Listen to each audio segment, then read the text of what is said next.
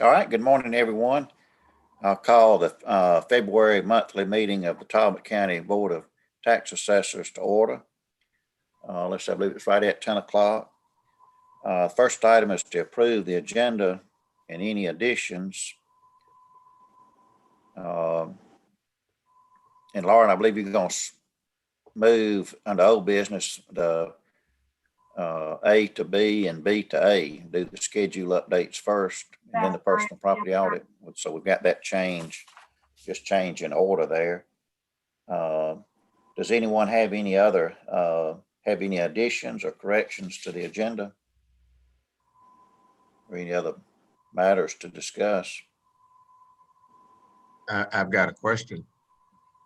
Okay. You said we're changing. I'm looking at the agenda. You say we're changing what's presently shown as A, changing it to B and B to A. Is that correct? That's correct. That's so Stan King, he's with us with GMAS, and that way he can go first, and we won't keep him tied up for the whole meeting we have this morning. Okay. Let's see if there are no other additions. Do we have a motion to approve the agenda? I move that we approve the agenda as shown with the exceptions noted. Second. Okay, we've got a motion and a second. All those in favor say aye. Aye. Aye. Okay, all right, so we'll move on. And the next order is approval of the minutes from our January meeting. Has everyone had a chance to look at the agenda, the minutes from last time and read over those? Yes. Yes.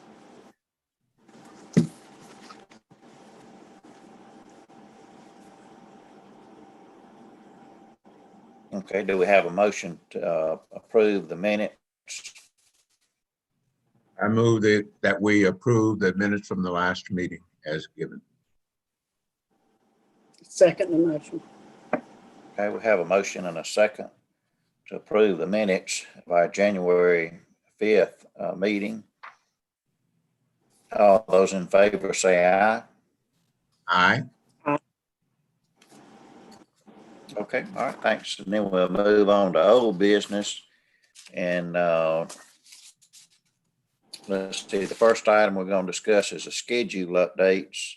And just to remind everyone, this is the item that we discussed back last spring and we tabled, we did adjust the rural land, the large rural land tracts, but we sort of tabled action due to the pandemic and concerns that the real estate market could be volatile, due to any economic aftermath. And so we've got Stan King with GMAS here today, this morning, to assist Lauren in presenting the findings where they have gone back and revisited the sales study. So Lauren, I guess I'll turn it over to you and Stan.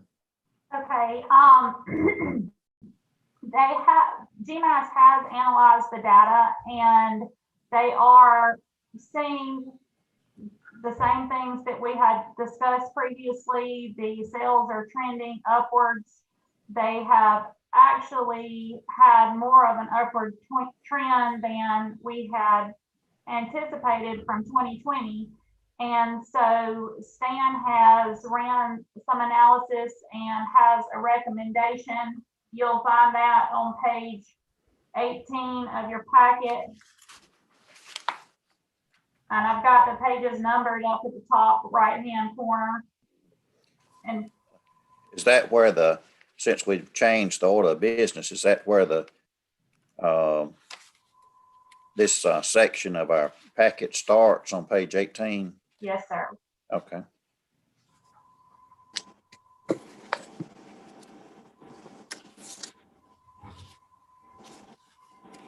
And I think today we're just going to review this data. It's a lot of data to take in. We won't be asking for any action at this point. This is just more of information, and so that y'all can start thinking about what we need to do, and we can move forward maybe at the next meeting or have a call meeting if necessary to actually vote on this. And Stan can weigh in now and kind of present the findings to you guys. All right. Good morning, board, and thank you for amending the agenda, allowing me to go first. I'm going to share my screen here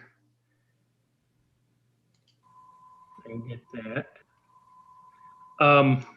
As you recall, last year we had performed an analysis on urban and rural, and again, just to reiterate what you said there, that it was postponed because of the pandemic. What I'm showing you here is where we started tracking this. I can't see your screen share yet, but can anybody else see it? I do not. No. Says you are screen sharing live. Lauren, do you have to, as a host, give him permission or? I already did, but maybe it's not, since we're doing, what he's saying is that since we're doing the live stream that it's possible. Well, let me do it this way. Lauren, are you there in the office? Yes, I am. Do you care if I log into your machine? That's fine. Go ahead. All right, we'll do it this way. Technical difficulties. Always more than one way.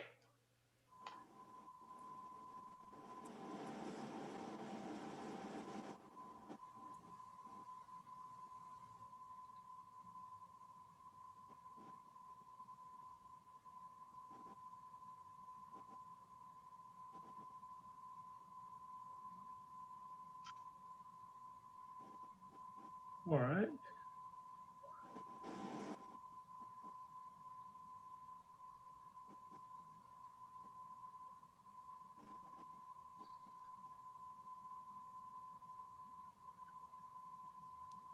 Give me just a second here.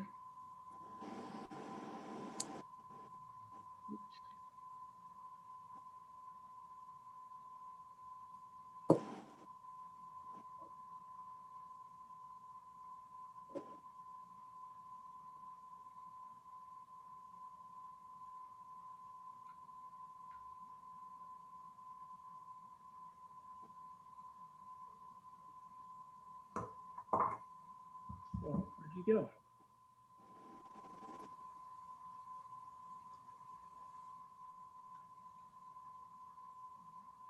That's not going to paste, is it?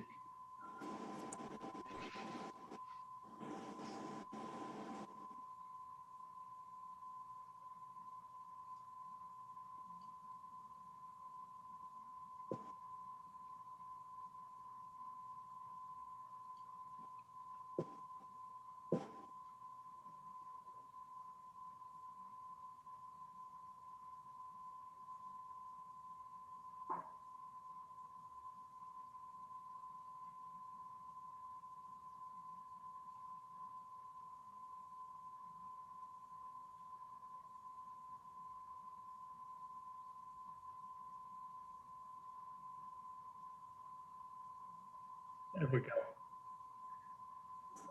And Stan, are you talking? Because if you are, we can't hear you. Can you not hear me? Can you hear me now? Nothing. I can hear I don't him, yeah. know if it's because you've logged in on my computer or what.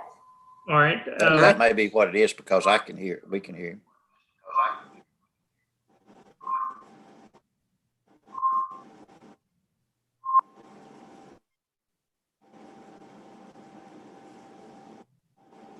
I can't hear him either.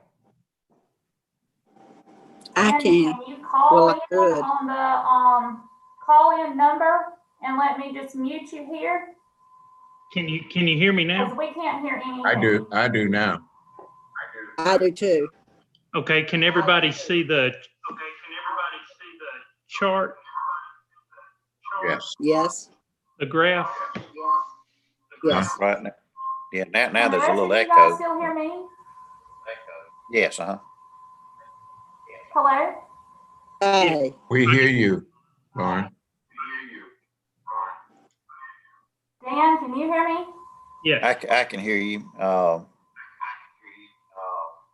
But there's an echo coming from somewhere. You may want to try just calling in. all right, one,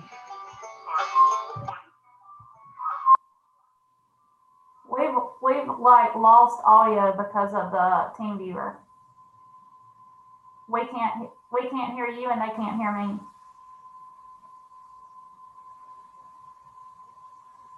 I can't hear Stan any longer. No, they all right, can't. how about now? Now I I can. can hear you. They can hear me. Yes. I can't hear you. I can hear nothing that you're saying. I don't know why. Okay, so let me get this and then I'll log off and that'll probably fix our audio issue. Okay.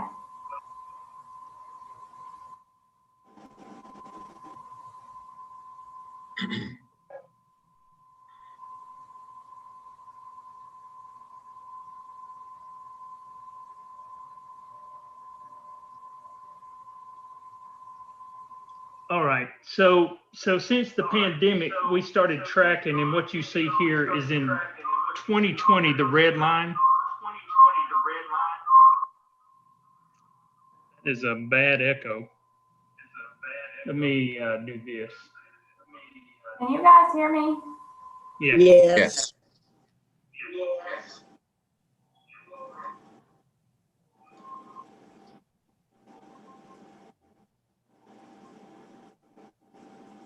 Hello? yes. Hello? Yeah, yes, Lauren, we I can can hear hear you, you. There's Lauren. still an echo. All right, so Okay. can everybody hear? Yes. Yes, Yes. Okay. The graph here, red line, indicates the sales that occurred in 2020. And you can see here, right here in March, we've seen a huge dip. And that was the concern. We didn't know past this date what the sales would do statewide. Now, this is the statewide database that includes all transactions. And this is going to include metro and rural Georgia. And it doesn't indicate value whatsoever. It just indicates market activity. I just lost video. You lost video? Yeah, Like you can't see the screen share? I can't now. Just lost it. Can everybody else see that graph? I can, yes. Dan? yes, uh-huh. Okay. It may be something, Mr. McCann, maybe on your end. Maybe Well, it'll come. I'll just describe it. Okay. You can see right when the pandemic outbreak, the lockdown took place, there was a huge dip in the number of PT 61 transactions. That was due to a couple of reasons. One, the clerks of courts kind of shut down and stopped allowing paper transactions, and everything had to be filed digitally. In the first couple of weeks that happened, there were some issues with the online filings. So that's why you seen a huge dip there. But as you can see, the red line, how that gradually started to increase throughout the rest of the year. Matter of fact, there was more transactions in the later part of the year going back. If you look at the black line there, which was the 2008 economy collapse. And then the 2018 and 19 years are also tracked there. So we actually had more transactions that occurred in the later part of last year than So this is number of transactions we're looking at. Yes, sir. Yes, sir. And then Okay. coming forward to this would be January of 2021. It's higher than the last 3 years that were tracked as well. And so we're going to project that trend to continue. But you can see the black line there. Again, I'll go back to that was the downturn in the economy. And, that kind of stayed consistent as well. The last prior couple of years. So basically, I just wanted to share that with you, giving you a statewide market data and wanted to go over your local data of what we were looking at. Let's see for a minute, Stan, to summarize, 2020 is that light gray line, which I see on the second half of your graph.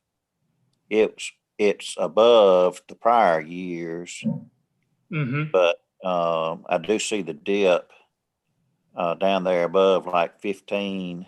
Right. And so let's So see, that's your month starting from January of 19. This was last year's. That's correct. Right. Okay. This was 2020, the red line. And then that red line continues to 2021. And then that prior red line turned blue here because we're just tracking the past 2 years. So then the transactions picked up and then they exceeded the prior years and continued to exceed them at this time. I see the red line for 2021 is above the other lines. Absolutely. Okay. Yes. So just, looking at a statewide database, property transactions are on the increase. Now, how do I share this screen, Lauren? I have to click new share, and then I got to choose what I'm going to share. Yeah, if you could share the whole screen. There we go. That work? It's coming up, something coming up. Okay. So we started, Lauren called a while back and wanted to know if we could implement the changes that was held off on, that was voted, until we had a better understanding of what the economy was going to do. So we started by basically putting back what everything that we had done in that original analysis in 2020.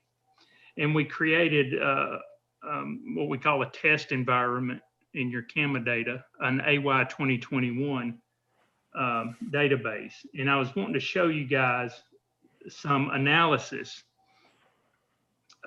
with the increases. Now, what we had done, the biggest part of that change, rolling depreciation years, do you have that? What are you looking for? Yeah, schedule changes. Yeah, they're here on page 8. And let's see, Stan, just to clarify, when y'all presented the data last spring, it was a sales study based on data from 2019 calendar year, if I recall correctly. That is correct. Yes, sir. Okay. So we'll call that the 2019 study. That's correct. Is that sharing now? I have to, well, you can just tell them to look on page 18 of their packet, Stan. Okay, page 18. That's basically all the changes that was presented using that 19 study. But if you'll notice there on the, where it states under improvement schedule changes, under base control, there's a before and after where it shows the base dollars under the item of residential improvements, where we changed that. I believe that was 50 to what was proposed last year was 65, I believe. We put that in the system in our test environment, and we were not passing the median study. We were passing the bias and uniformity measures, but we were not passing the value measure. So we had to bump that up to 70. That's really the only big change from our first analysis to now. But I wanted to show you, if I look at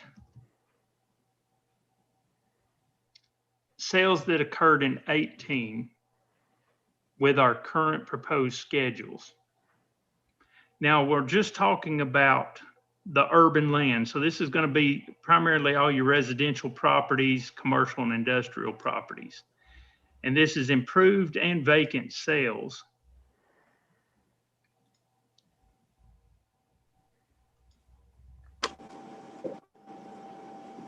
You can see our, I don't know if you can see that good or not, but can we make that larger on the screen?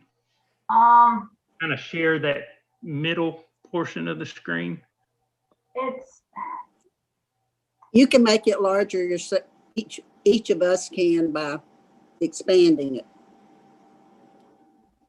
Okay, so y'all can zoom in on that. Uh-huh. I did. Well, I can't hardly read that. I think that says 42 is the and median. which sections, Stan? If we could just kind of, I'll have to, the only way I can do that is to like cancel it and move the whole screen. It'll be it's going to be very complicated. that's okay. That's okay. Like that. That's okay. So what I was wanting to show you is this median actual measured ratio right here, which is 4281. That's comparing our proposed schedules with all the transactions that occurred in 18. If we run that same study and look at the 19, you'll notice this ratio will go down. So if we look at just the sales that occurred in 19,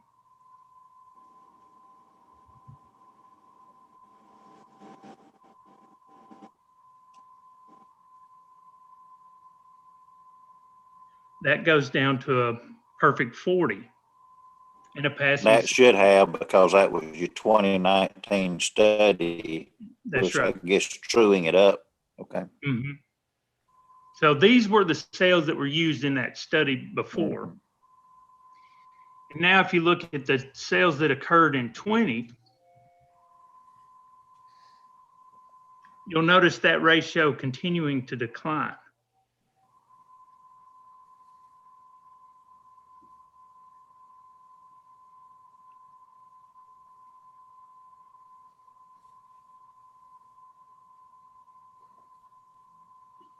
Did I do that right?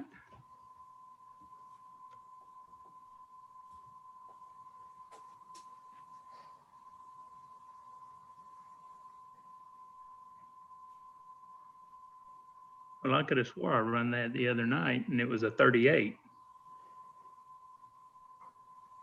What was left on my screen from where you ran it the other night was a 38 also. Yeah, so must have been a sale or something changed. Well, the point was I could see a steady increase in market values from one year to the next. Going back from, if you look at the 18, 19, and the 20 sales, it was somewhere around 6% per year, which is reasonable. And so if you don't make, the point was, if you don't make a change, eventually you're going to fall out of compliance. And you're not going to be passing a ratio study. The sales, if you run that same. Now, you in a particular class of property there, is that what you were running? Well, this is going to be all classes in urban land. So that's primarily all the residential, urban, downtown subdivisions, and commercial, and all the commercial and industrial property. Okay, so that, Lauren, that's where you say urban land is anything 40 acres or less, is that right? No, sir. The rural land is going to be, urban land is going to be subdivisions and cities. Because you could have rural land that's 1 acre that's not in a subdivision or city. So with the urban land, we're talking about areas, more condensely populated areas. Okay, so what you're doing is an example of the urban class showing us what happened in 2020 then. That Yes. All right. prices, right? That's correct. Excuse- That's with Excuse the, me, Stan. yes, sir. And I had dropped totally off, and now I'm back on. What page are you guys on? Page 18. Okay. So I wanted to point out this same study,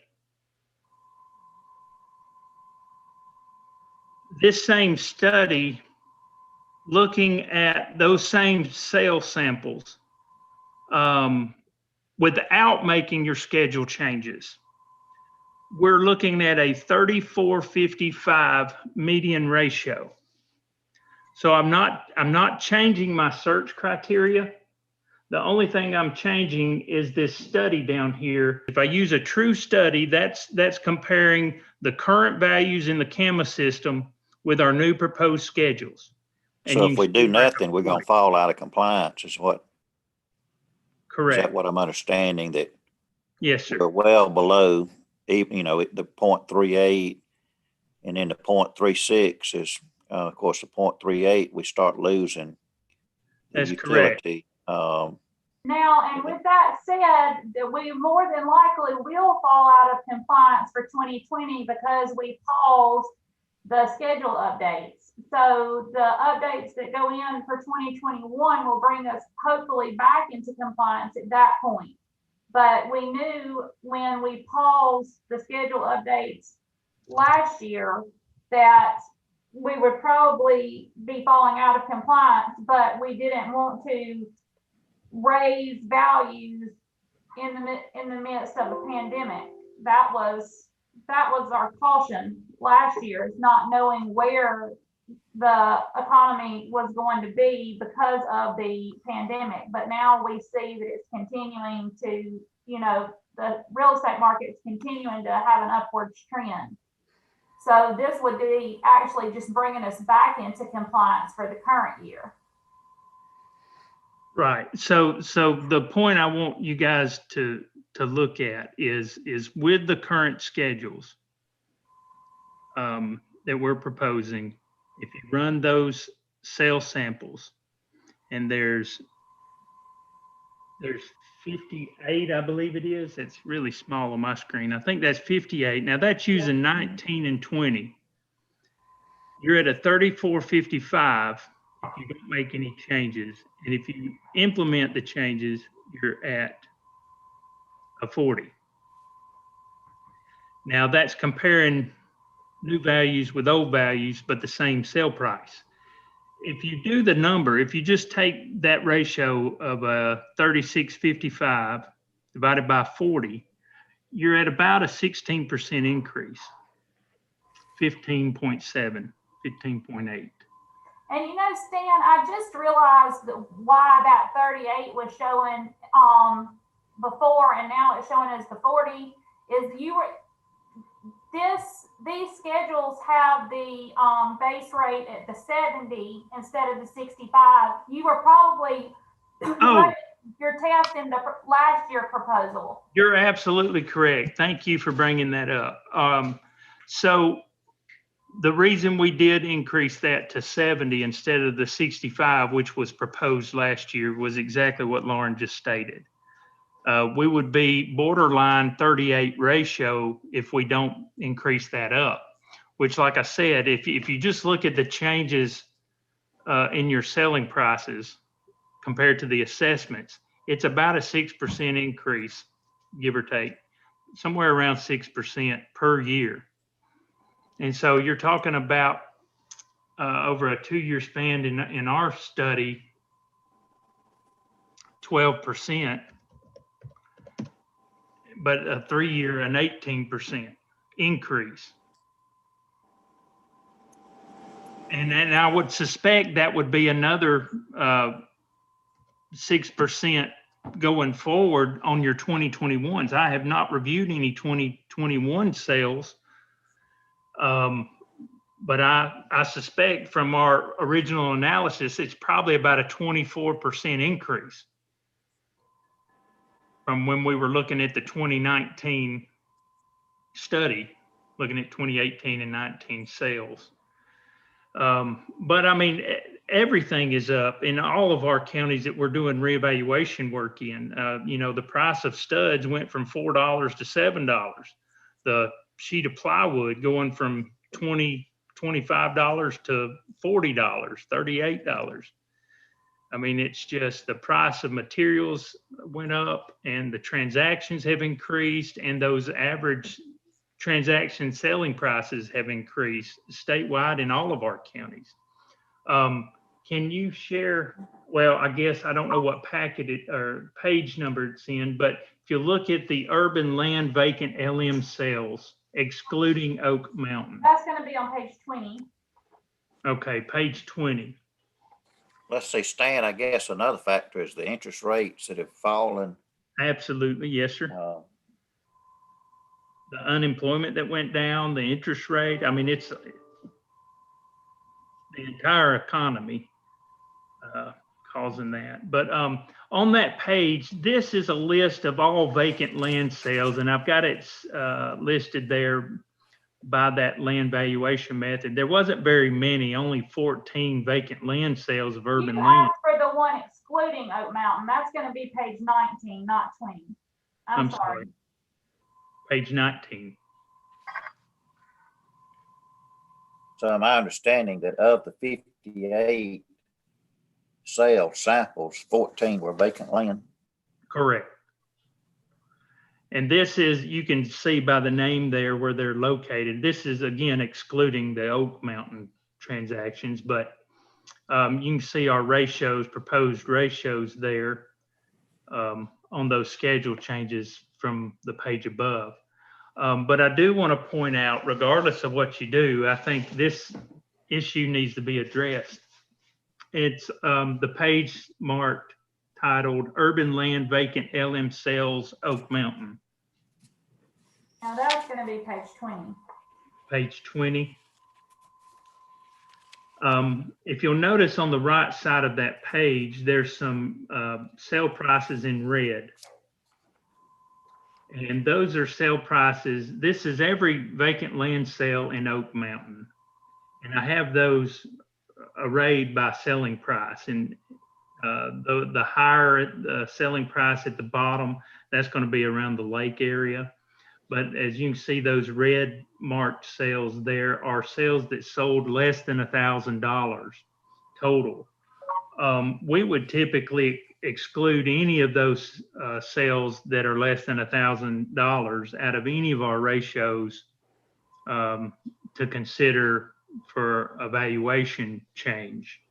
However, I'm familiar with Oak Mountain and the issues that it has regarding, you know, the homeowners association selling, marketing properties, and the location and access of those properties, the history of the foreclosures. To the right column, the very last column there is the ratio. I'm not proposing that we change any base rate for Oak Mountain, but I would recommend, actually, with talking with Lauren, I'd like to get the board's or Lauren's direction of what to do. These sales that are marked in red are currently marked as arm's length transactions. I, again, would recommend not to mark those or consider those arm's length transactions. But again, I want the board to be aware and kind of make that call. Over the last column there is the ratio. This is comparing the sale prices to the CAMA values, the assessor's values. And all those in green are great passing ratios. Those in yellow are below, our assessments are below the tolerance allowed by the Department of Revenue, and those in red are above the tolerance allowed by the Department of Revenue. It's hard to create a model out there that will appraise all those properties using the same method and base rates, because you can see the extreme price difference of those properties that sell. It's $1,500 up to, you know, 11,000, 23,000. I think, well, those 23,000, that 23,000 is actually part of the lake. So is the 11,000. So the highest one that's not on the lake is at 8,000. $8,000 for a lot. So, you know, just when you have a range of what I've considered arm's length, 1,500 to 8,000, it's hard to put a value per acre, value per lot, or anything and have a passing ratios. Where the base rates that we have on those now are 5,000 an acre. And that hits the majority of the sales, or well, it hits more sales than having it in any other base. Those 40 ratios. You can see we got 3 at 40 and 1 at 38. And then we've got several that are higher and 4 that are lower. Again, I would disqualify those less than 1,000, but if you guys think those are arm's length transaction and a lot that sold for $250 is an arm's length transaction, then I think we need to consider those and maybe make an adjustment. I don't know. I really at a loss, and that's why I wanted to bring it to your attention of what to do and get some direction from the board. And you said you knew there were some certain situations in Oak Mountain that might have caused that. I'm not familiar with Oak Mountain.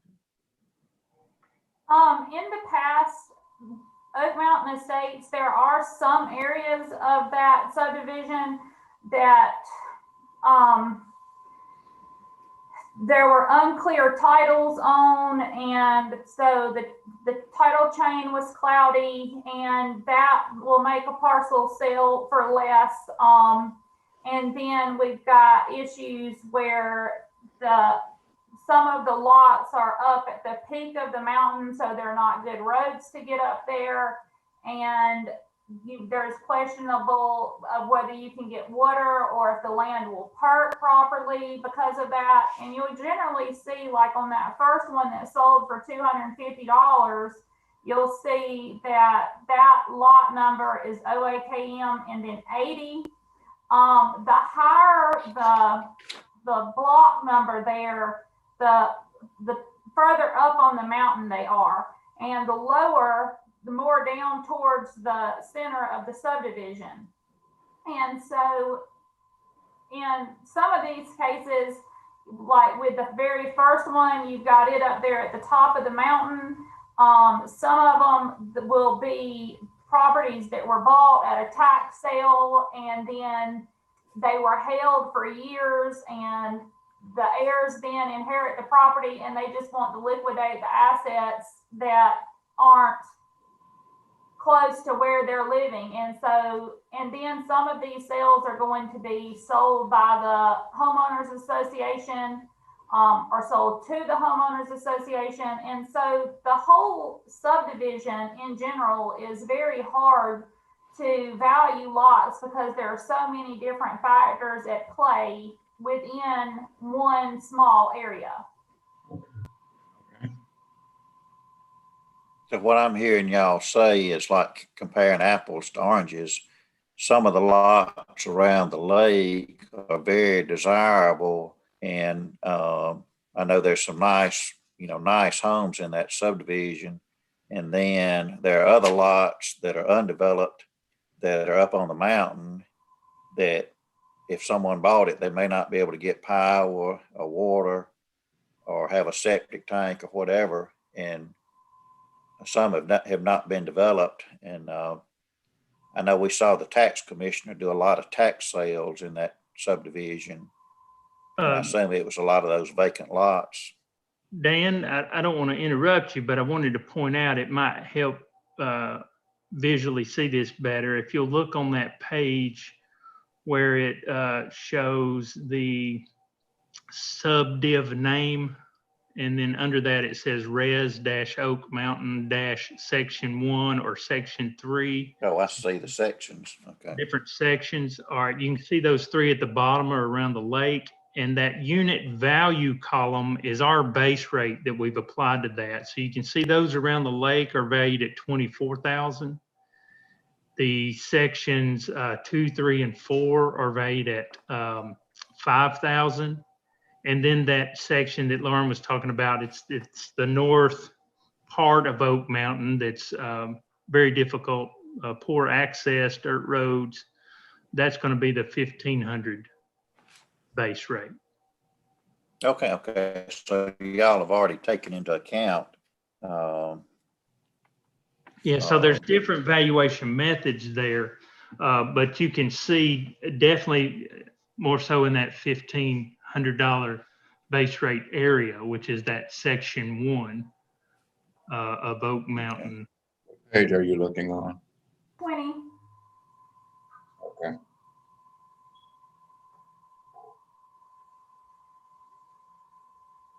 But now we have those sales in section 3 that's selling for less than $1,000.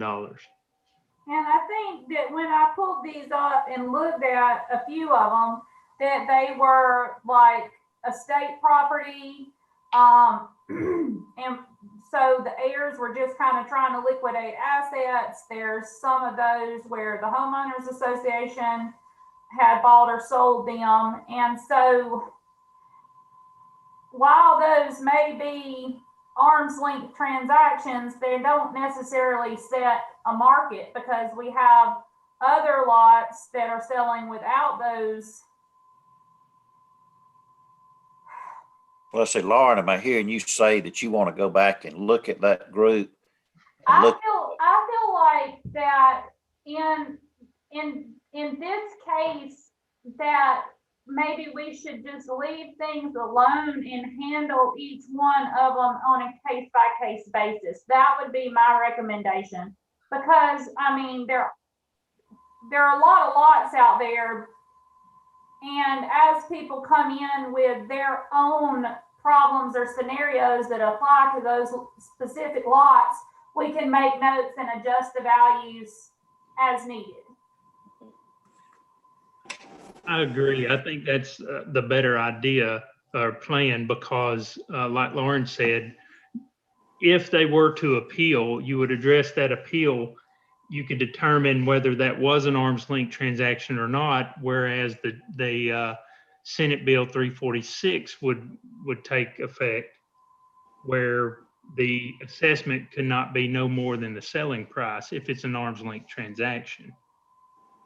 okay, well, now y'all got to clarify, because Stan, you were saying earlier that you were seeking direction as to whether to include those as being an arm's length transaction. Right. Lauren, am I understanding you're saying leave them in? I'm saying don't adjust the schedules. And then we would just, if there were appeals in the subdivision, then we would handle each appeal on a case by case basis, because there are so many different variables within the group. I mean, because when they do a ratio study, it's not just on Oak Mountain Estates, it's county-wide. And so, Well, Lauren, I still can't understand what you got to put it in layman's terms for us. In other words, what Stan pointed out was these sales in red at the top of that page 20. Right. I guess it would be, I think what Lauren is saying is when they came in to appeal, if they appealed, they would have to bring evidence as to why it would be an arm's length transaction. So we're not recommending to change any valuation methods or base. We're going to leave the assessments alone. But if any of these that sold appealed that are less than 1,000, they need to provide proof that it was arm's length and that it would qualify for this 346 assessment value. Is that okay? Now I'm further right, Lauren? confused, because I thought the question was whether to include them in the study. so In other what? words, I thought that If you maybe I disqualify- misunderstood. if you disqualify the sales, it would not show up in the study, and it would not qualify them for a 346 value. What's the 346 value? Basically, it's a Senate Bill 346, where they passed a few years back, where the assessment could not be no more than the actual selling price for 1 year. if that sale, that transaction was an arm's length transaction. So yes, I think the first step here is we need a judgment call. Are these arm's length transactions?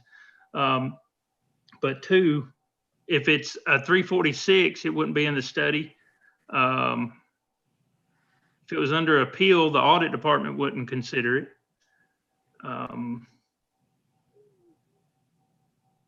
Did I clarify or confuse you more? Do we have the prerogative of just excluding those red cells from the study? I think we could determine and say, hey, we're not going to consider these to be an arm's length transaction, a fair So market. to answer Omar's question, the way we would exclude it is we would be saying, we would use judgment and say they're not an arm's length transaction. And I guess like an estate sale, we'd be saying, well, it was a quick sale, or as Lawrence said, liquidated quickly, and that it's not fair market value. Right, and I think you got, the one that, yeah, you like have the one at more. the top that sold.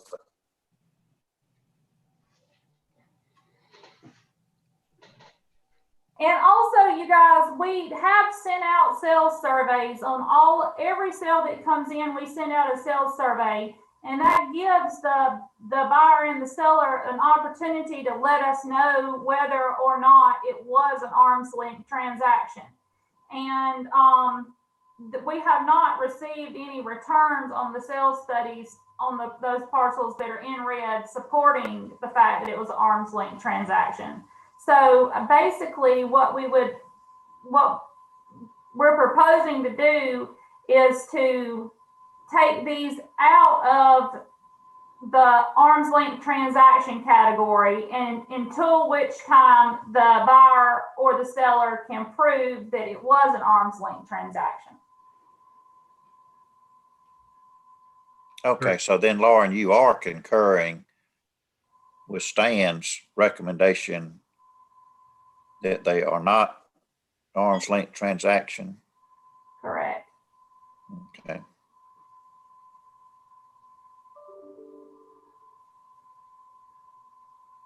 Okay, well, why don't you put that on you? Make a note of that, Lauren. It's something that we need to look at. And maybe this morning we'll just keep moving on. And Lauren, I've logged off of your machine if you want to take back control. Okay. Sorry for the technical difficulties. And just to clarify for everyone, I think right now we're at the stage that the two of y'all are presenting the report, and then at the end we can determine whether as a board we're ready to take action today, or whether we want to sort of digest it and study it and scratch our heads a little more and come back and meet with Lauren again on it. Yes. But just fair warning, the statewide market data indicates values are increasing and transactions are increasing. Your local sales that occurred there in Talbot County indicate more transactions and higher selling prices. Mm-hmm. The CAMA data, we're failing the ratio if you don't make an adjustment. But if you do, you're looking at somewhere around 18 to 24% increase on those improvement in urban land values. Okay, well, we'll move up when we get to the end of the report. As a board, we may discuss it at the end of your report and decide. And I hate to just bombard people with voluminous information and then say, here, you make a decision right now, kind of thing. Oh, absolutely. No, I think you guys to we may have look at it, digest it. Right. Look at if we need to have a call meeting, in the next week or so, and we can do that. I'm open to that, but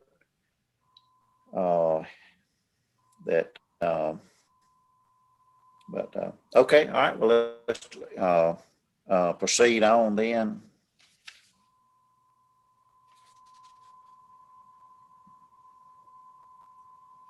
or did that conclude the self-study? Yes, sir. Okay, well, maybe we're at that point then for us to, Well, I just but wanted to now, throw if, out if there, I understand right, the numbers you've got, that Lauren, can you hear Stan? Is he cutting out? It's you that's cutting out, Dan. Hold it. can you hear me, Dan? All right, well, hold on, let me try something else then.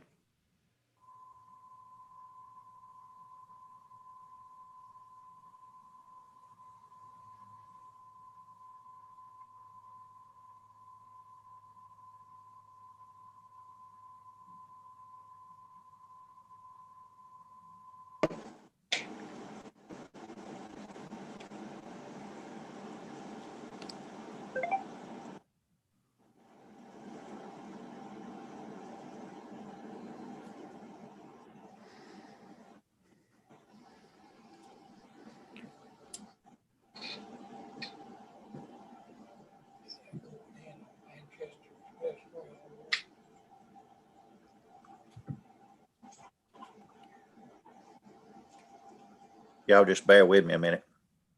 All right.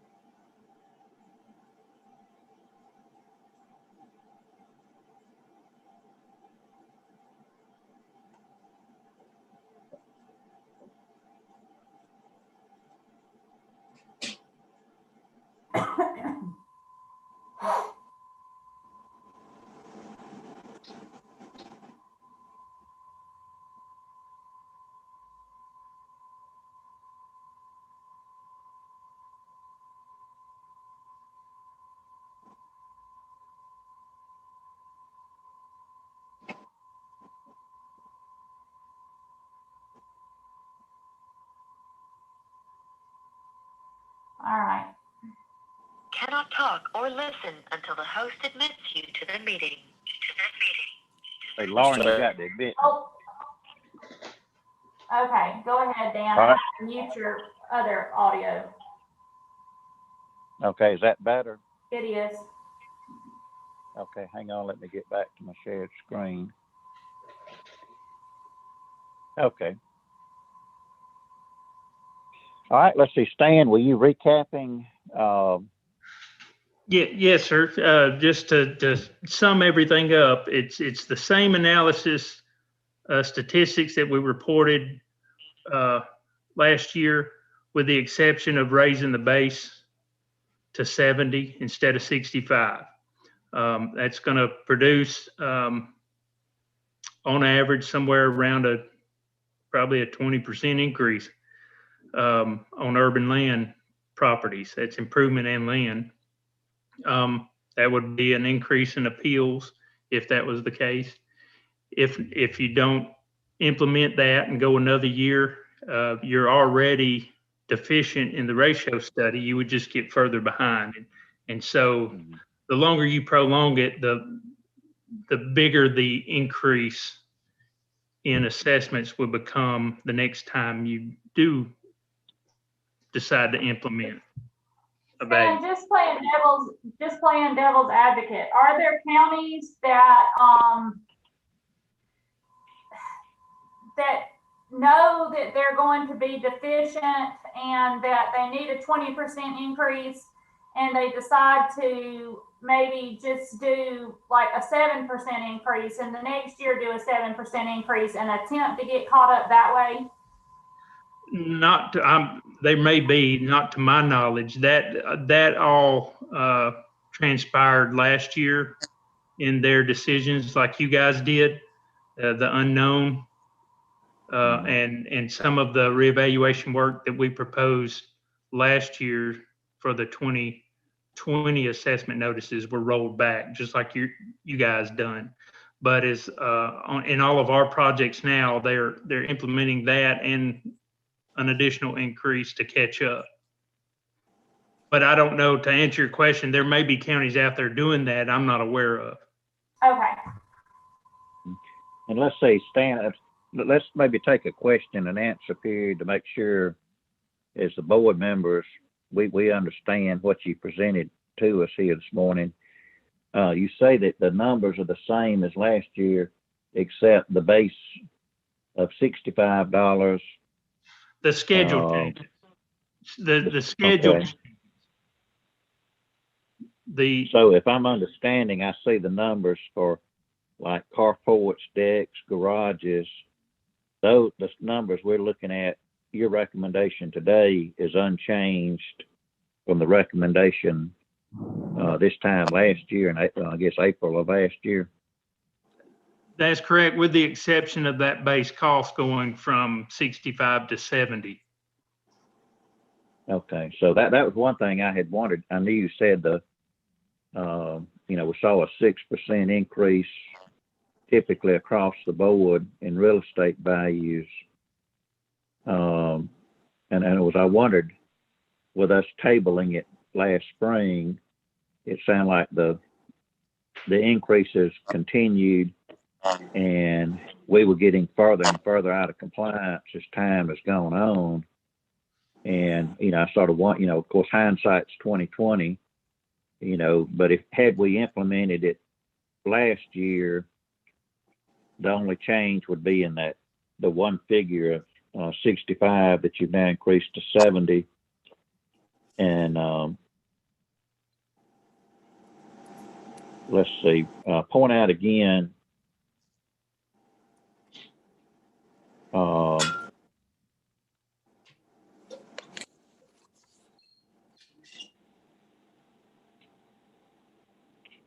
Point out again, which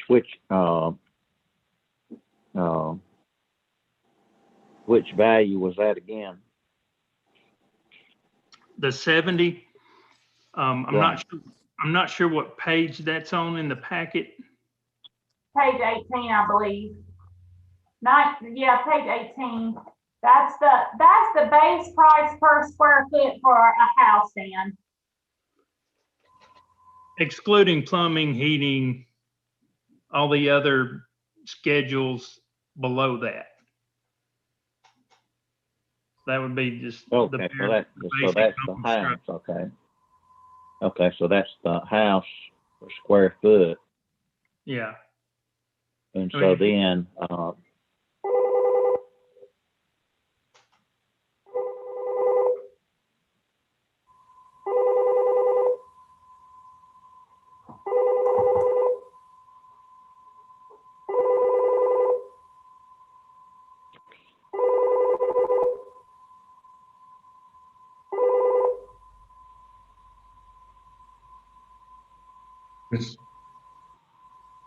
so at the top of the page where like it says Oak Mountain, an acre base before 16,500, base after 24,000. That column on the far right after, that's the same as what was recommended last year. Is that correct? Those are underlying land. That is actually that's urban land value. So that first graph there under urban land changes, the column headings are subdiv code, subdiv name, calc method, before and after base cost. And so what you're looking at below there, the Com-Talbot Drive and Com-Washington Street, we're proposing to change those base costs up to 70 cents per square foot on the land valuation. But down below, under the improvement schedule changes, about midway on the page, It's the last chart on the bottom right-hand side. It says after, at the top of the column, there's an item type, item number, description, and lump sum square foot adjustment factor. Mhm. That's where we're Right. proposing the base dollars for the residential improvements be changed from 50 up to 70. And so what he's asking is for y'all's recommendation for last year. What was it? There was no change on the urban land. You would have recommended the 70 cents per square foot for the commercial, and so on and so forth last year also. Yeah, the only difference in this schedule here that we presented last year is that $70 per square foot base dollar change. Everything else is identical to the analysis and the presentation we performed last year in April. All right. And let me ask you, I mean, I don't know whether this is appropriate, but I sort of got down, I know y'all did a big exercise in doing the sales study last year. Mm-hmm. And if I understand what you've done this time is so maybe I don't know whether calling it a quick and dirty or trying to, going back and validating, but you basically reviewed the recommendations from last year. And then I believe you were showing us early on how you reran with the new sales data, and it showed we were falling further behind. And so this is where you've gone back and if I understand, this square footage on the house is the only change from the previous recommendation. That's correct. So, Okay. when we do a reevaluation, we update all the schedules and tables, kind of like what we've shown here. We did that several years prior to last April's adjustments, and these are the only changes we proposed last year. And making those changes, we're still producing uniform values, because what I was trying to show as an example when I was showing you those win gap ratios was we're consistently creating uniform values, looking at that coefficient of dispersion and the price related differential. It was the median value that was dropping. Okay. Which is why we're proposing, in addition to the changes that we asked for last year, we're also recommending that you increase this base to get you up to what the prices are selling for, the properties are selling for. And that would be to change that base dollar from 65 to 70. And then that should hit us right at the. You should be right at 40, if not under. But I would suspect if you looked at your 2021 sales, we'd probably be 6% low. I mean, that seems to be the trend, that the values of property there are increasing 6% per year. The 65 to 70, does that represent the 20% increase? I say that kind of in ignorance, because as I look at the paperwork you sent us, Lauren, on our individual places, individual properties, I noticed that it is a 25% increase. So Mr. McCants, in 2017, the base rate was $50 a square foot, and we're proposing raising that to $70 a square foot. That will represent the approximately 20% increase. But what the 65 to 70 is, last year he had recommended us bring the base rate up to 65, but because of the pandemic, we left it at the 50. And so now we need even more of an increase this year to get in line with sales prices.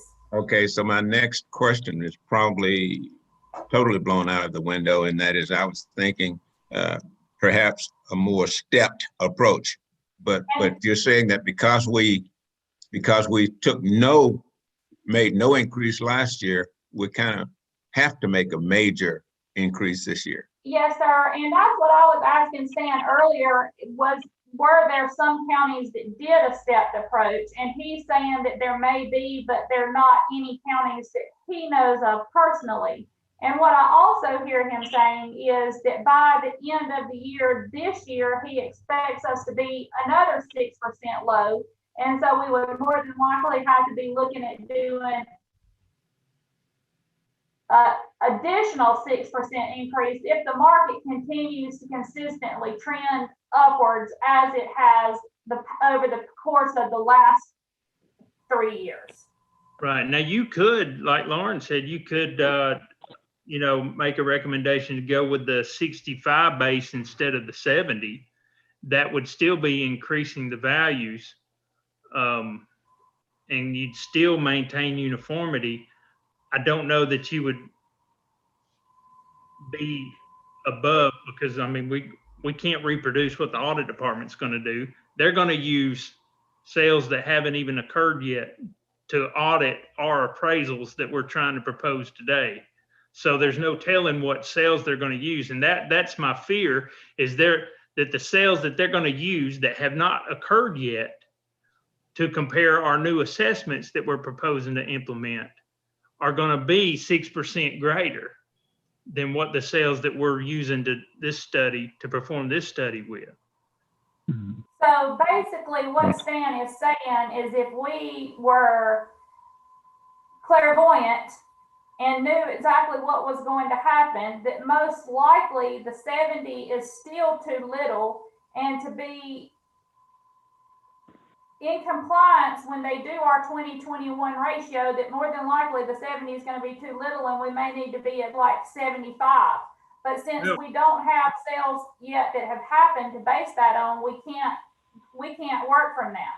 Right. So the only thing I want to make y'all comfortable with is the 70 is going to produce you fair uniform values, and you should pass your audit department study. Mm-hmm. I don't know that the $65 a base would. It would be close. Mm-hmm. And I know they do some extreme clipping, so I would suspect it may pass that ratio, that median. Mm-hmm. But it definitely passes uniformity. So, Right.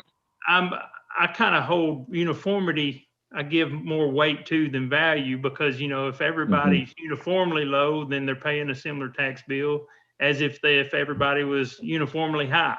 And that's the goal. Right. So uniformity to me matters. And I think if you went with 65 or 70, that would be your choice. I think the 70 is going to get you there, and it would make me feel better that you would pass the ratio study. I don't know that 65 would. I think it would be close. If it didn't, we could appeal and argue, a couple of sales, but either way, it's, we recommended $65 a square foot last year, this time April last year. And I'm saying, looking at the sales that occurred since then, it's going to take that to be 70. And by the time the audit department does their studies, like Lauren said, it may take 75. We're at $75 a base in a lot of other counties. So it's not. That's one thing, to recap, Lauren, and you mentioned that these values were last updated when we did the full reevaluation. We did it in phases, but these values we're talking about this morning were adjusted in 2017. Right. And so that'll be 4 years. We're now 2021 when we bail out the notices this May. So it'll be 4 years since there's been any change. And that's that partly explains, is when Lauren sounded the alarm back in the fall of 2019, seeing sales prices increasing at a good pace there. And of course, all we can do, far as none of us can see into the future. And I think of the stock market, it goes up a while, and then it goes down, and then it goes back up. And so,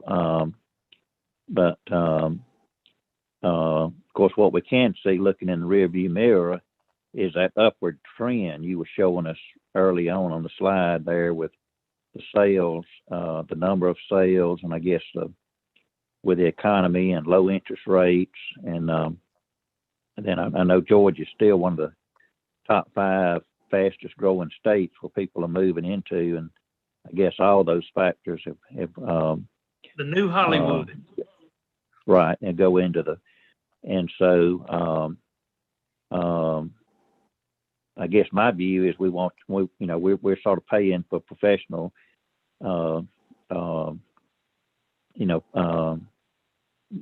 advice and study and want your best recommendation, and we want to get, just like when we made the adjustments for the reevaluation in 2017, we sort of thought, well, at that time we had sort of got everything trued up, and then we moved on to other things, like the personal property audit and other things in the office, and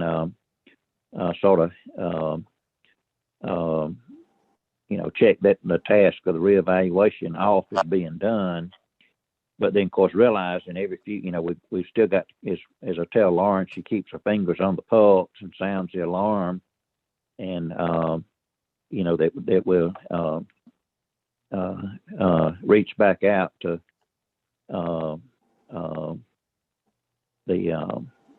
at some point have another study done, or we could, or we could have another full reevaluation.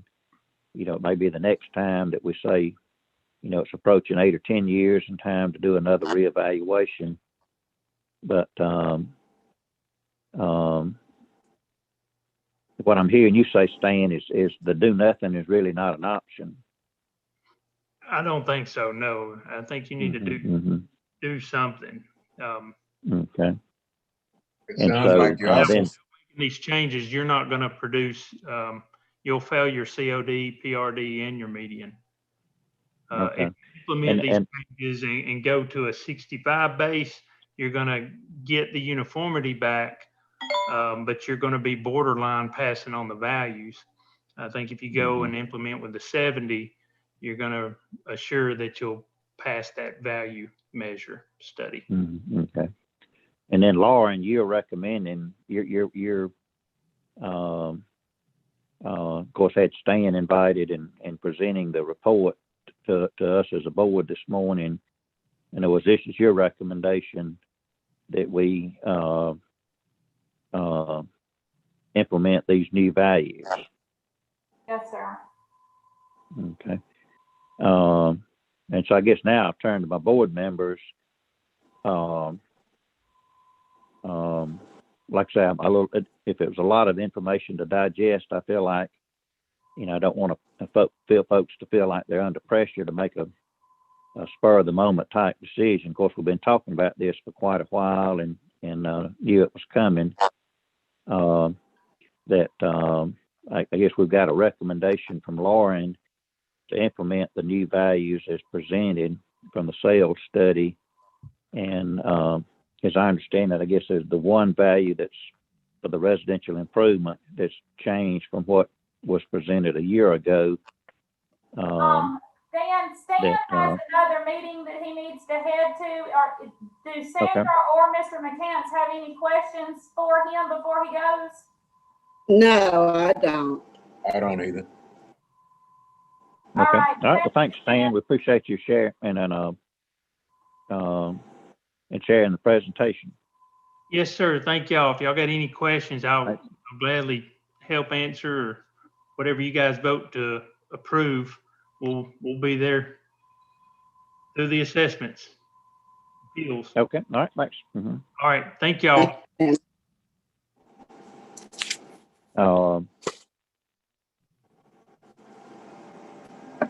But anyway, I'm open if we want to. If y'all want to study it and make up a list of questions for Lauren, or if you're ready to go ahead and act, we can entertain a motion on Lauren's recommendation. I don't have any further questions.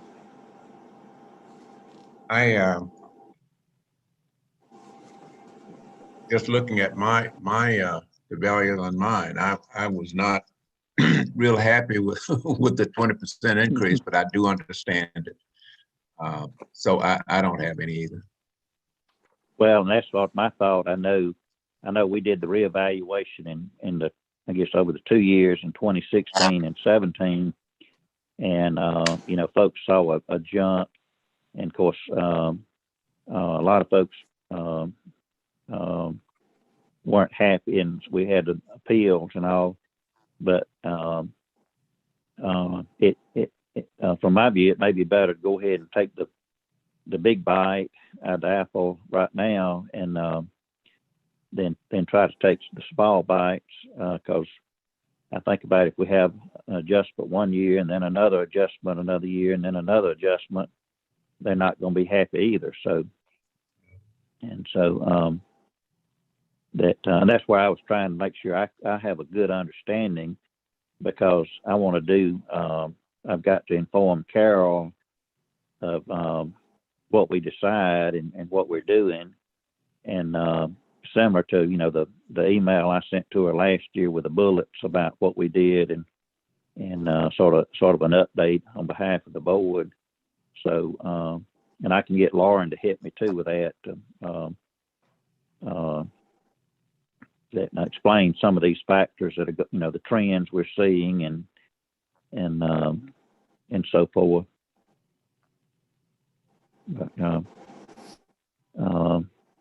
But it sounds like we're ready to go ahead and act this morning then. I think I am. Okay, all right. Well, do you want to make a motion then to approve Lauren's recommendation with the new values as presented?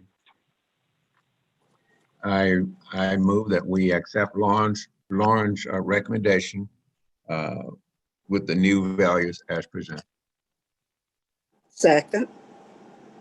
All right, we have a motion and a second. Any discussion?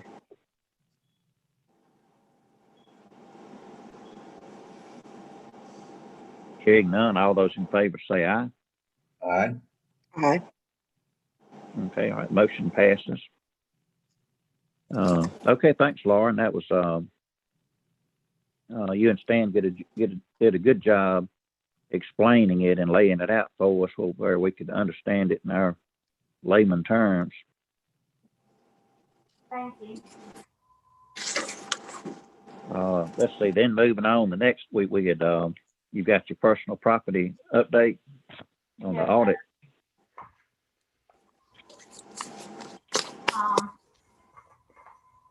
Let me get my papers. That'll be starting on page 5 of your packet.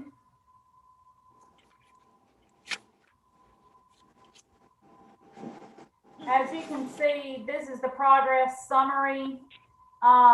The total project is at 78.5% complete.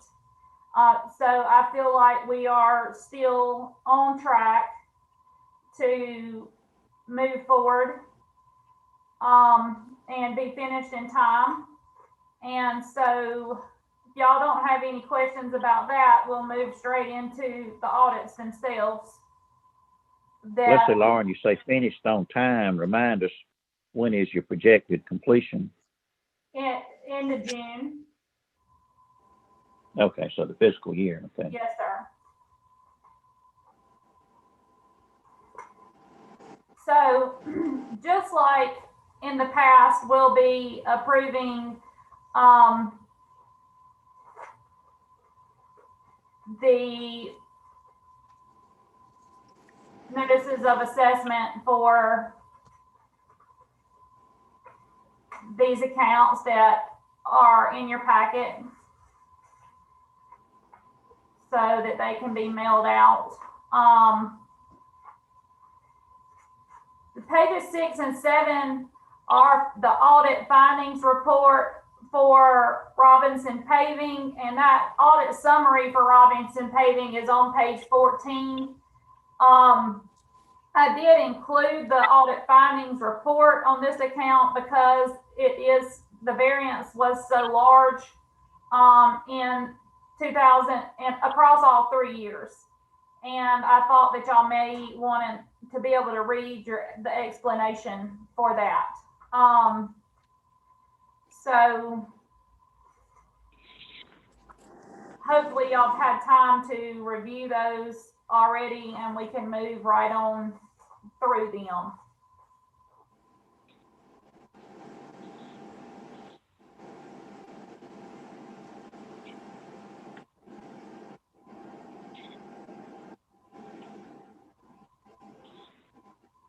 So are there any specifically that y'all have questions about?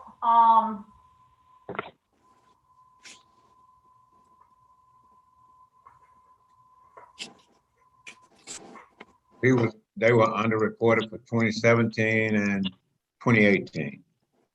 For Robinson Paving, Yes. they were over-reported for 17 and 18. They were only under-reported for 2016. Okay, so the negative means that, They will be getting a refund if it's in Good, parentheses. okay. Okay.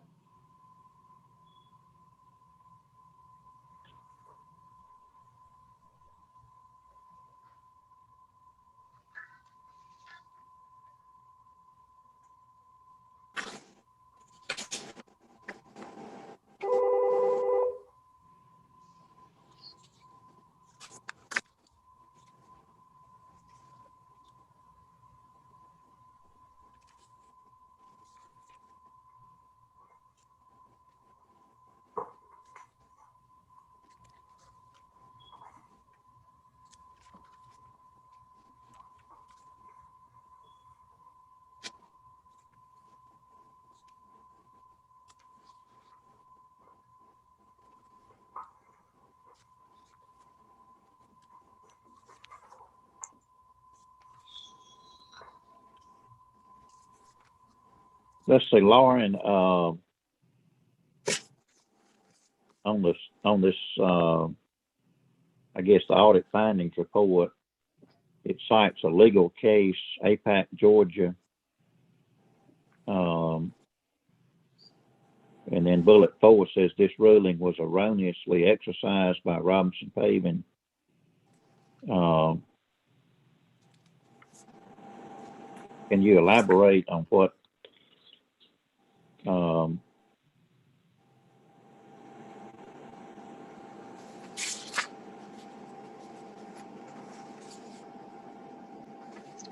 Well, I'm guessing that they use it as a blanket exemption for all paving companies, and that's where the first year variance total is going to come into play. Where they've got such a large variance in the first year.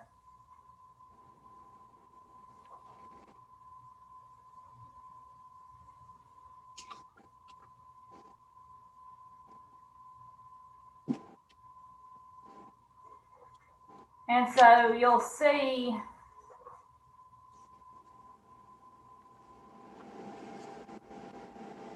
Oh, I see. So that formula at the bottom of the first page, annual cost of all contract work, and then divided by total cost of all state DOT. So then on the it's like next a page, ratio. you'll see how it's applied to Robinson Paving. I see. So, and that's why there's a big difference, because this is the plan up there by the school, the asphalt plant. So 1 year it looked like they could do some paving and DOT work as well as private work, and that could vary from year to year. Yes, sir. Okay, that helps me understand what's going on here. So,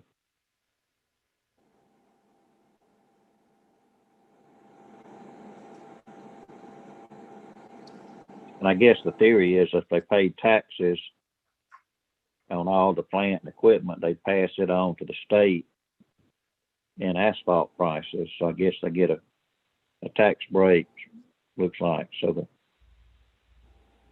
I guess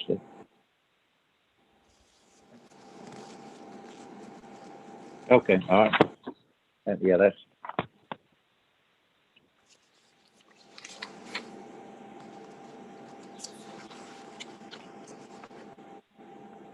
Okay, So now I'm seeing, looks like they're gonna get a credit. I mean, they, over-reported all 3 years. Is that what the, no, sir, they underreported for 2016, they overreported for 17 and 18. If you'll look at page 14, you'll see the variance totals. Kind of in the, it's on the first line of the little second table.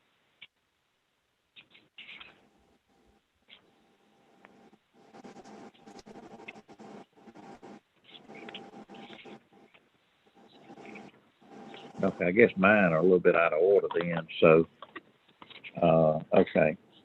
So page 8 and 7 and 8, Yeah, that's what I said at the beginning. You're gonna, this pages 6 and 7 of the packet go with page 14. oh, I'm sorry, I missed that, I'm sorry.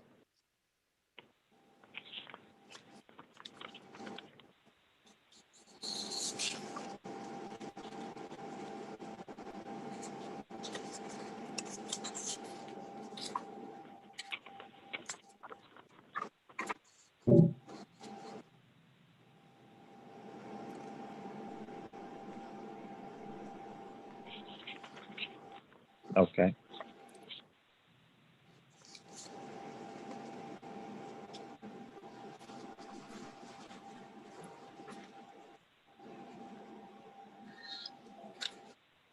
All right, is any questions on this audit report for Lauren, or are you ready to move on to the next one?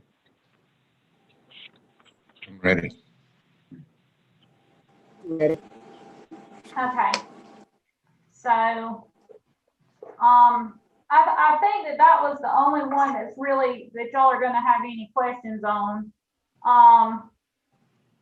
The rest of them are pretty basic, and like we just discussed, if it's in parentheses, that basically means they're gonna end up getting a refund.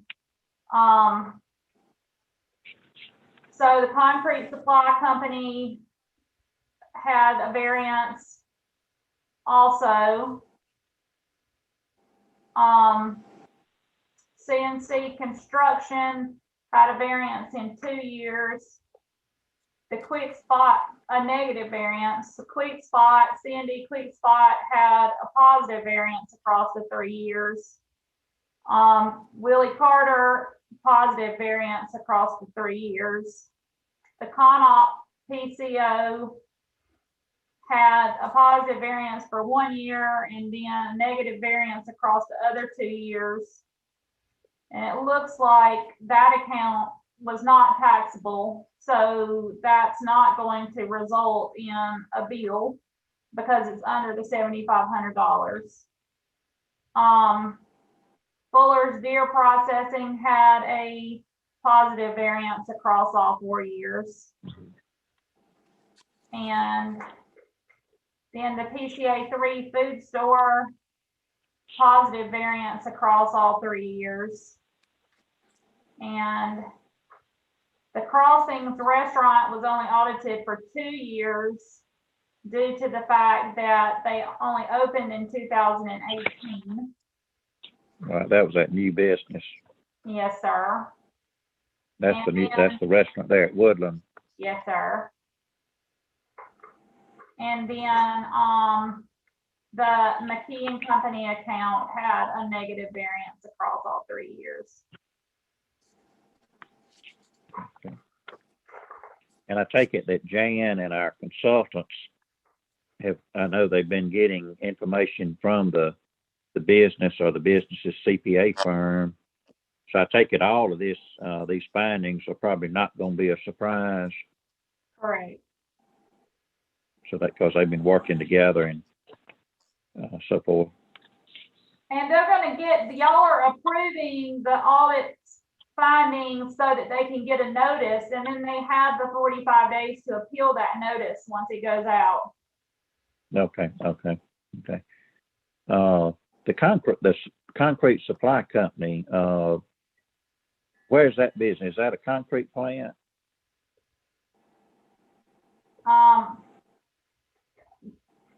No, sir, I don't think so. I'd have to pull the, let me pull the account up and see. Yeah, maybe that could be a sand pit or, I wouldn't think so.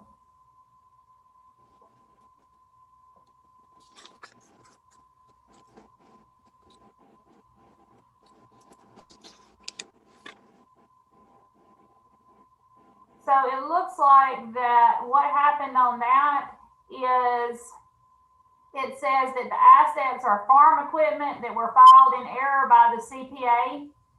So that is, and the concrete supply company is actually in Fayetteville.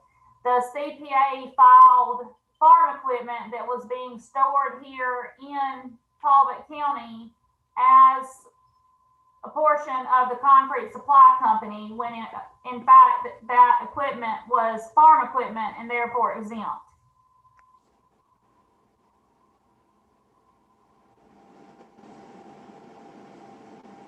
okay, thanks. I just, like I said, I didn't recall we had a plan in the county, so I was just Well, curious. it Okay, thanks. wouldn't matter if the plant was in the county. If it was concrete supply company equipment and it was being stored in Talbot County, then it would still be taxable here, whether the supply company was in Talbot County or not.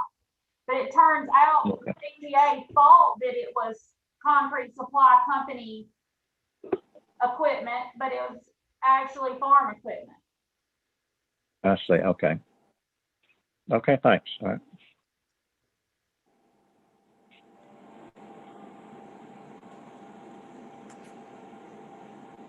Okay, so let's see, any other questions? If not, I guess, Lauren, you're recommending that we approve all these reports to send the notices out Yes, sir. and the 45-day notice. Correct.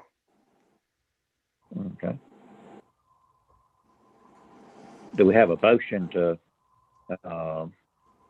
approve Lauren's recommendation to issue the 45-day notice of assessments on these reports? I move that we approve Lauren's recommendation to issue the 45-day NOA assessment report. Second. All right, we got a motion and a second. Any further discussion? Hearing none, all those in favor say aye. Aye. Aye. Okay, all right, thanks. Motion passes. Let's see then, let's see, I think that wraps up our old business.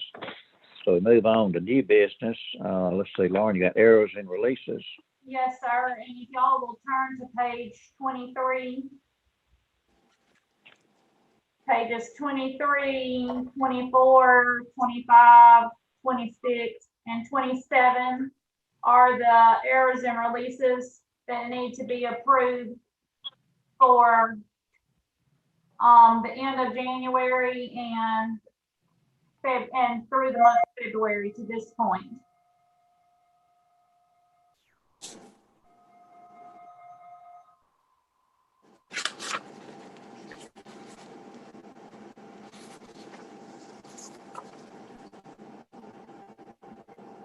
All right, then let's see, looks like these go with several of these go with the reports we just looked at. Yes, sir. The two on page 23 are going to be for S5s that y'all approved at the January meeting. And then, yeah, you should be able to see like the notes for each one on page 24, 25, and 26.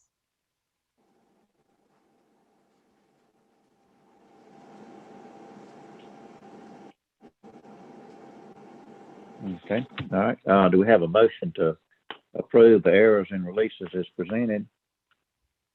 Move that we approve the errors and releases reports as presented. Second. Okay, any discussion? Hearing none, all those in favor say aye. Aye. Aye.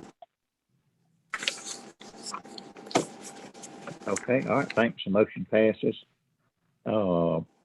let's see, moving on, we got homestead applications for 2021. Yes, sir, and that's gonna be on page 29 of y'all's, packet.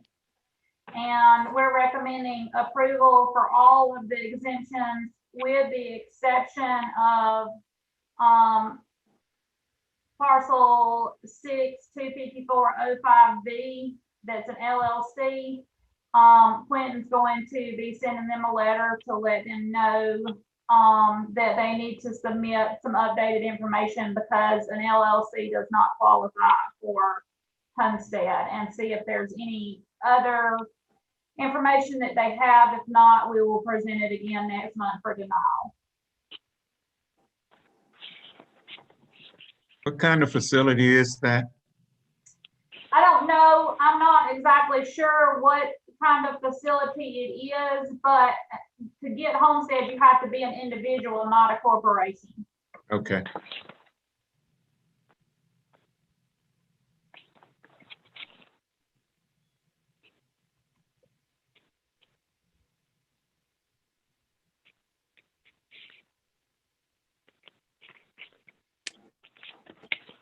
A lot of times, individuals will put their property into an LLC, so that it will reduce their liability if something was to happen.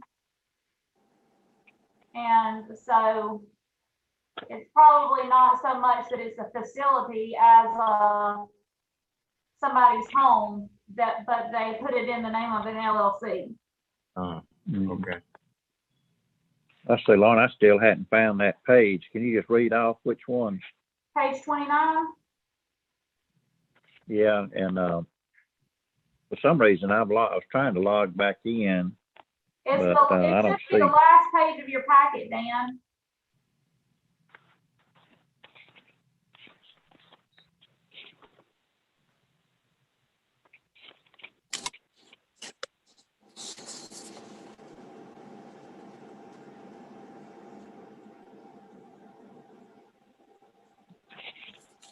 With the title Homestead Exemption Applications 2/17/2021 at the head of the page. Okay, I found it. Okay, thanks. I think I just got them out of order. Okay.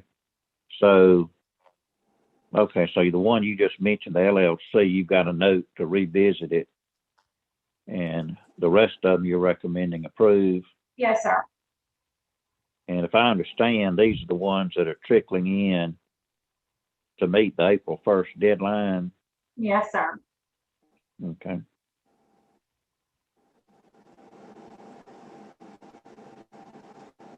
Okay, so let's see. So you're recommending to approve all but the one listed on page 29.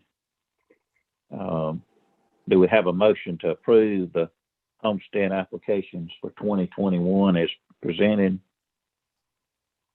I move that we approve the homestead exemption applications as presented by Lauren. I second.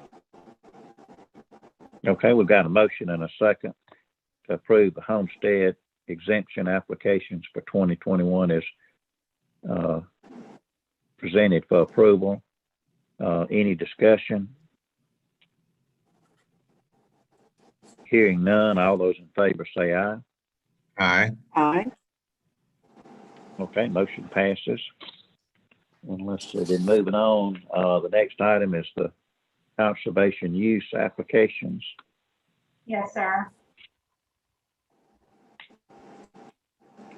And let's see, looks like we've got a long list here. I guess these are a lot of the ones that got the notice about the 10-year renewals. That's correct. Okay.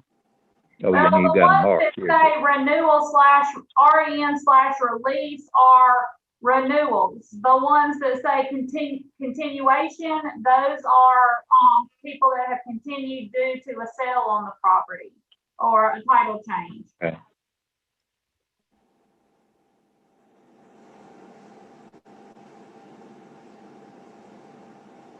Okay, all right. And let's see, so I see on page 28 of the packet, you've got the list recommending approval. And remind me, I think we need to do the releases as a separate item of business. Is that correct? Yes, sir. Okay, so first of all would be Lauren's recommending approval. So we need a motion to approve the CUVA exemption applications as presented, recommended for approval. I move that we approve Lauren's recommendation for the CUVA exemption applications as presented. Second it. Okay, we have a motion and a second. Is any further discussion? Hearing none, all those in favor say aye. Aye. Aye. Okay, thanks. Let's see then. Then we need to approve the releases, the CUVA releases, as presented and recommended by Lauren. I move that we approve the CUVA releases and exemptions as presented by Lauren. Second. Okay, we have a motion and a second to approve the releases as presented for approval by Lauren. Any discussion? Hearing none, all those in favor say aye. Aye. Aye. Okay, motion passes. Let's see, Lauren, I don't see any breaches listed, so I take it we don't have it. I see the agenda. The agenda, you just have that as a reminder each month. Yes, sir. Okay, so none. Okay. All right, moving on, Lauren, it's time for your monthly update. I just want to let you guys know that the Board of Commissioners did reappoint, Dan to the Board of Assessors. His term expires further on at the end of this month. And so they have reappointed him to continue, to serve the board, and he accepted the reappointment. And so that bit of business has been handled. As you guys know, I'm sure that we have a new garbage service within the county. They picked up the old cans and replaced them with the new cans. And so our new provider is Green for Life.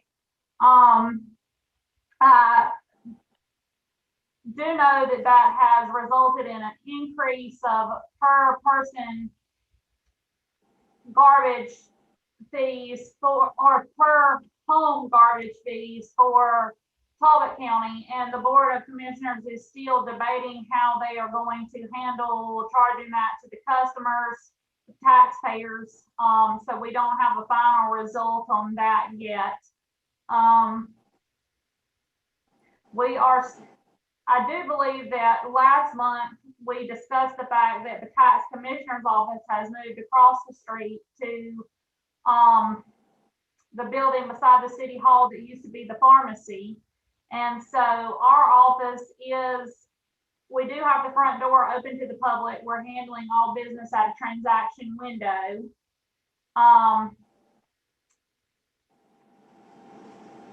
Do y'all have any questions? So you and your staff, y'all are manning the building there. Got your own office, your own building right now, it sounds like. That's correct. Okay. And I guess, is there any update as to when the tax commissioners, I think the notice in the paper said that other location on the courthouse square was a temporary location? I don't have any further information about that, Dan. But no, I guess it's for the COVID. So I noticed they spread out. They've got the desks sort of spread out in that room, that big area. When I stopped by there to pay my taxes in December.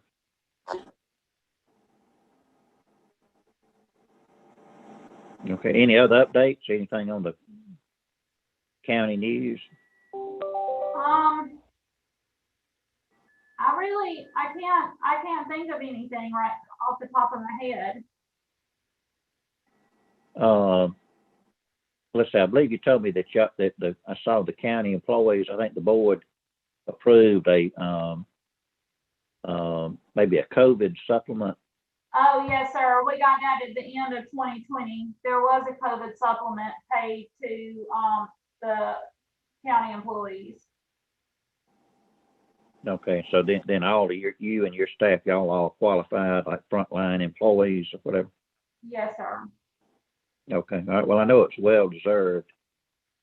And I know y'all have done a great job in managing the situation, and whether it's working from home or using the drive-through or the window that was installed in the building there.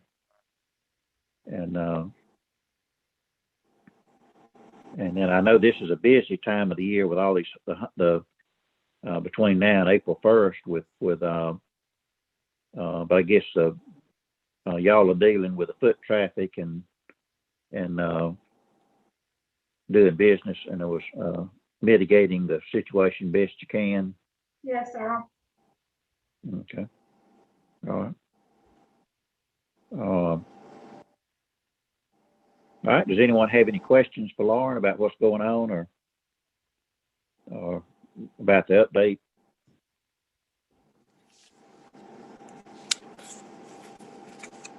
If not, we'll move on to member matters. Elmer, do you have anything for the group this morning, or? I do not. Okay, Nor thanks, do I. Sandra. Okay.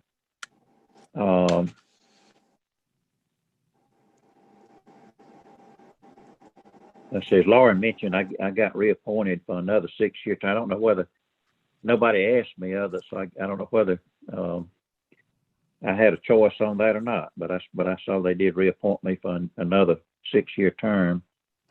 And let's see, then I've also, let's see, in March, I've got another 20-hour class, that digest review class scheduled, and that'll complete my continuing education for this 2-year cycle.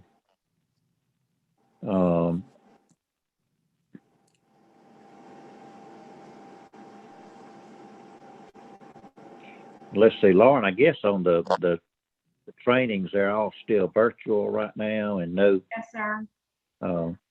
And I guess the conferences and things like that, they're still on hold, sort of a wait and see. As far as I know, yes, sir. Okay. I know the legislature's in session right now. I think they're about halfway through. The caveat, I don't guess there's been any plans to hold that in Athens this year. I have seen some information coming through about that, and then it looked like they had thought that they were going to do it, and then they talked about virtual. I'm really not positive where they're at with that right now. Okay, well, keep us on the loop as developments. I know that's normally in May, but I think about we normally, I think not normally have to make plans and register for that about this time of year. So, all right. Well, let's see. I think that's all I've got or can think of.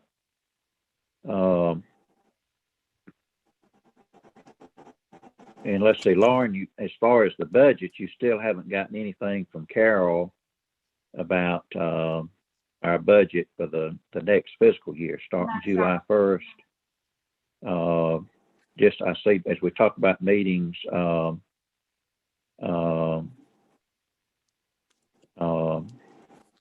was trying to remember, I believe, was it last year we had a separate budget workshop? I know we do that. Yes, sir. I guess as you start thinking about it, you and I can decide whether or not whether it's going to be a lengthy discussion that we'd want to do a separate meeting or not.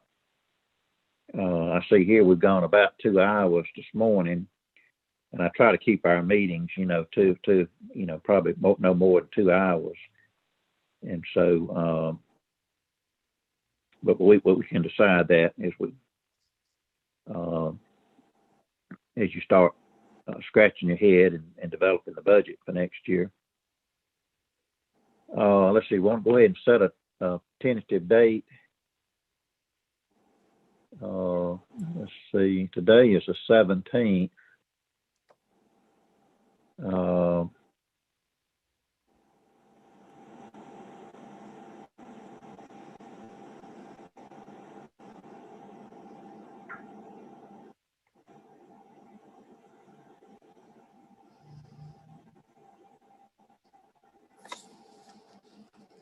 Let's see, I was just looking, I've got that class, that 24th through the 26th of March is when I've got that 3-day class.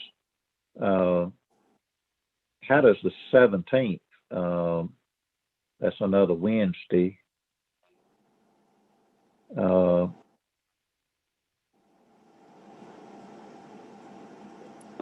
10 a.m., we'll continue doing it virtually. That's Is fine with everyone me. available? Works for me.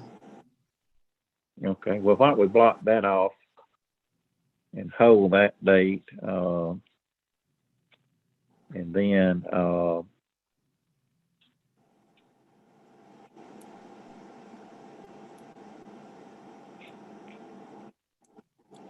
let's see, normally Carol, I think she normally has the budgets due like the end of March, doesn't she, around the 31st or early April? Oh, I think that's when she sends them out. That's not when they're due. Okay, okay.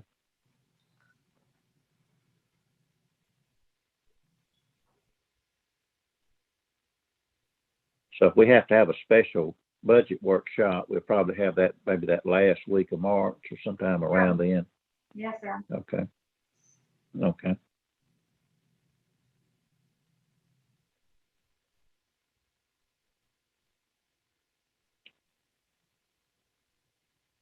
And okay. Well, I guess that wraps up our business today. I know, Lauren, on behalf of the board, we've sorry about your granddad's passing, and I know you've had a rough time over the last few weeks, but we've been thinking of you and keeping your family in our prayers. Thank you, Dan.